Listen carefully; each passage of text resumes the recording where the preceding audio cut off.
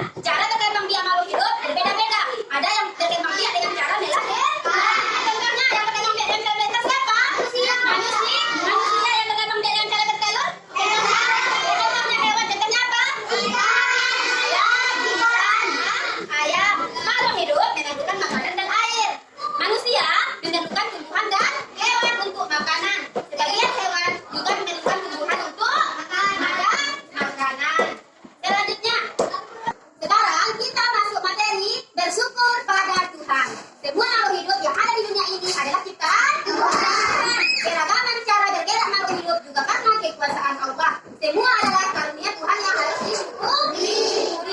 Cara menjaga kesehatan tubuh merupakan salah satu cara mensyukuri karunia Tuhan. Sesuai dengan sila Pancasila ketuhanan yang Maha Esa. Juga bersyukur pada Tuhan. Sila pertama berbunyi ketuhanan yang Maha Esa. Lambang ini menunjukkan bahwa bangsa Indonesia menyatakan kepercayaan dan ketakwaan kepada Tuhan yang Maha Esa. Coba kalian sebutkan pengalaman kalian yang membuat kalian bersyukur kepada Allah. Siapa yang mau tunjukkan tangan yang pertama? Pengalaman kita yang membuat kita bersyukur kepada Allah. Apa contohnya? Satu saja. Pengalaman dari kalian yang membuat kalian bersyukur kepada Allah. Siapa yang tahu? Siapa yang mau memberikan pendapat? Afifah, contoh pengalamanmu yang membuat kamu bersyukur apa? Sisi, Gibran, contohnya apa? Karena pertanyaan diri, contoh. Makan bagus juga. Sholat, pengalaman yang lain, contohnya mendapatkan juara. Maka itu pengalaman bersyukur kepada Allah itu. Kalau kita juara, kita bersyukur kepada Allah. Nah, sekarang masih ingatkah kalian dengan cara membaca nama dan lambang bilangan? Nah, sekarang tugas kalian pasangkan nama dan lambang bilangan dengan cara menghubungkan titik dengan garis. Itu angkanya kalian pasangkan dengan tanda panah. Ambil bukunya.